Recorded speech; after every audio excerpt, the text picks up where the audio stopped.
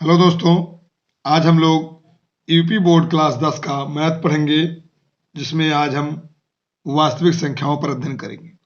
इसका पार्ट 1 हमने हल करा दिया है। आज हम लोग पार्ट 2 पर अध्ययन करेंगे। तो अगर हमारा वीडियो आप लोगों को पसंद आएगा तो आप लोग ज़्यादा से ज़्यादा लोगों के पास में शेयर कीजिएगा और चैनल को सब्सक्राइब कर दीजिएगा। चलिए देखते हैं। लिखा हुआ है संख्या 144 के अभाज्य गुणनखंड में अभाज्य गुणनखंडों की घातों का योग है। यानी इनके कहने का मतलब ये है कि इसमें अभाज्य गुणनखंड निकालिए इसका, फिर उन गुणनखंडों को यानी गुणनखंडों की घात को जोड़ दीजिए। तो देखिए हम 144 का निकालेंगे। सबसे पहले 144 का गुणनखंड करेंगे तो 2 से काटेंगे तो 2 सत्ते 14 और 2 दूनी 4, फिर 2 से काटेंगे तो 2 तीन 6 और 2 छक्के 12, 2 से फिर से काटेंगे तो 2 18 36, फिर 2 से कटेगा तो 2 9 18। यानी अब हमारा ये जो 9 है ये 2 से नहीं कटेगा तो अब 3 से काटेंगे, 3 त्रिका 9, फिर से 3 से काटेंगे तो 3 एकम 3। यानी अब ये जो घात गुणनखंड है उसको बनाएंगे घातों के रूप में। देखिए 2 की घात 1 2 3 4, 2 की घात 4 गुणे 3 की घात 2 यानी 3 की घात 2। अब इसमें कह रहे हैं कि घातों का योग, गुणनखंडों की घातों का योग। तो ये गुणनखंड हैं और इनके घात ये हैं, और घातों को जब हम जोड़ देंगे योग तो 4 और 2 जोड़ेंगे तो 4 और 2 मिला करके 6 हो जाएगा। यही हमारा आंसर है। नेक्स्ट क्वेश्चन देखते हैं। देखिए नेक्स्ट क्वेश्चन लिखा हुआ है कि 15 18 और 24 का लासा है। तो संख्याएं लिखी हुई हैं 15 18 और 24, इनका लासा पा निकालना है हमको। तो सबसे पहले 15 का लासा निकालेंगे, फिर उसके बाद में 18 का और फिर 24 का।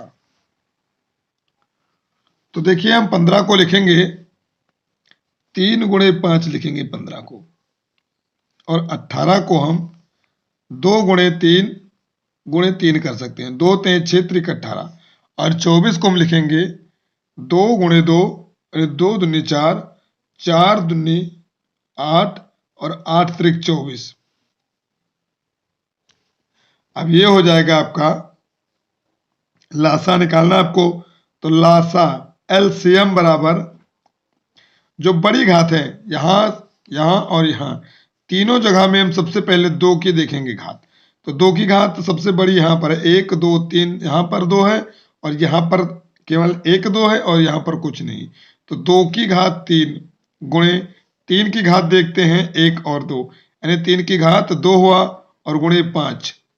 अब देखिए ये हो जाएगा 2 दूनी 4 दूनी 8, ये 8 हो गया, और ये हुआ 3 त्रिक 9 और इधर 5।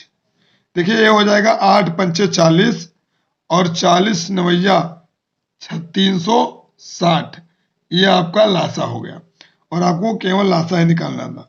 तो लासा बराबर 360 आप लिखेंगे। इसी प्रकार नेक्स्ट क्वेश्चन देखते हैं।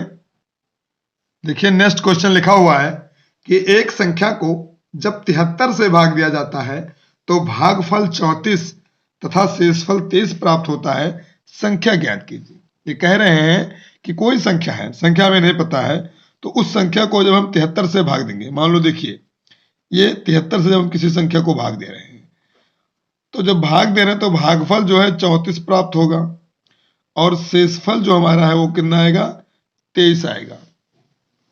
तो हम इसको हम x मान ले रहे हैं, ठीक है। और एक फार्मूला होता है संख्या बराबर होता है भाजक गुणे भागफल प्लस में शेषफल। और इस संख्या को हम विभाज्य कहेंगे, संख्या को विभाज्य कहेंगे या भाज्य कहेंगे। चाहे संख्या कह लो चाहे भाज्य कह लो। यहां पर संख्या पूछा तो हमने संख्या रख दिया है। तो देखिए इस संख्या की जगह पर हम x मान ले रहे हैं। उसके बाद में ये भाजक और ये भागफल, इसको हम भाजक कहते हैं, भाजक, और ये होता है भागफल।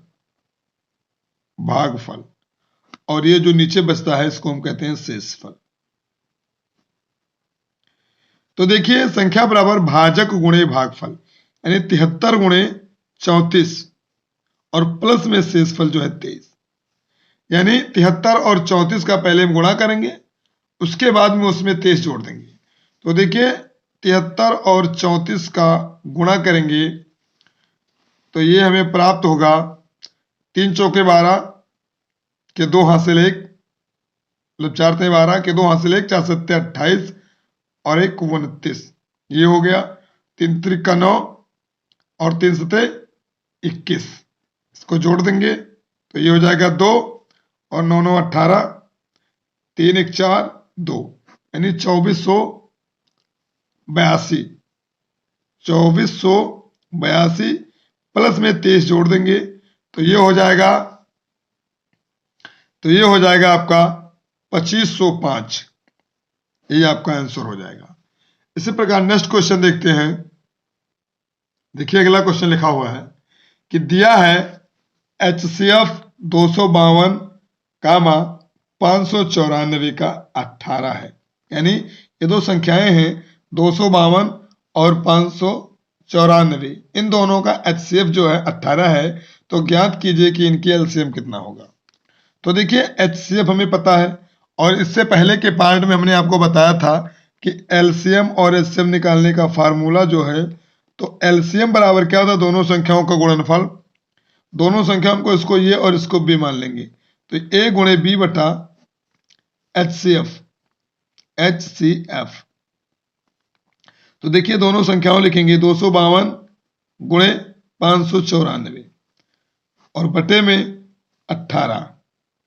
अब इसको हम काटेंगे, कैलकुलेशन करेंगे इसका, तो 2 9 18, 2 से काट देंगे इसको और इसे काटेंगे तो 2 1 कम 2, 2 दूनी 4 और 2 छक्के 12, यानी 126 आया। फिर इसे हम 3 से काटेंगे तो 3 त्रिका 9 और ये भी 3 से कट जाएगा, 3 चौको 12 और 3 दूनी 6। फिर इसे हम 3 से काटेंगे तो 3 1 कम 3 और ये आ जाएगा 14, यानी अब जो हमें मान मिला इधर ऊपर 594 गुणे 14। अब 594 को 14 से गुणा कर रहे हैं तो गुणा कर दीजिए इसको, और गुणा करने के बाद में जो मान हमें प्राप्त होगा वो 8316 प्राप्त होगा। आप इसका गुणा करके चेक कर लीजिएगा। तो यही हमें लासा के रूप में ये मान मिल गया है, LCM। तो LCM हमें निकालना था और LCM हमारा मिल गया है 8316। इसी प्रकार नेक्स्ट क्वेश्चन देखते हैं। लिखा हुआ है 148 बटा 185 का सरलतम रूप ज्ञात कीजिए। तो हमें जब इस प्रकार के क्वेश्चन हो, सरलतम रूप बताया जाए और ये ना पता हो किस संख्या से हम काटें, तो सबसे पहले हम इन दोनों का HCF निकाल लेंगे, यानी 148 और 185 का HCF निकालेंगे। तो 148 और 185 भाग विधि से देखिए, 148 को एक बार में ले जाएंगे तो ये 148 प्राप्त होगा।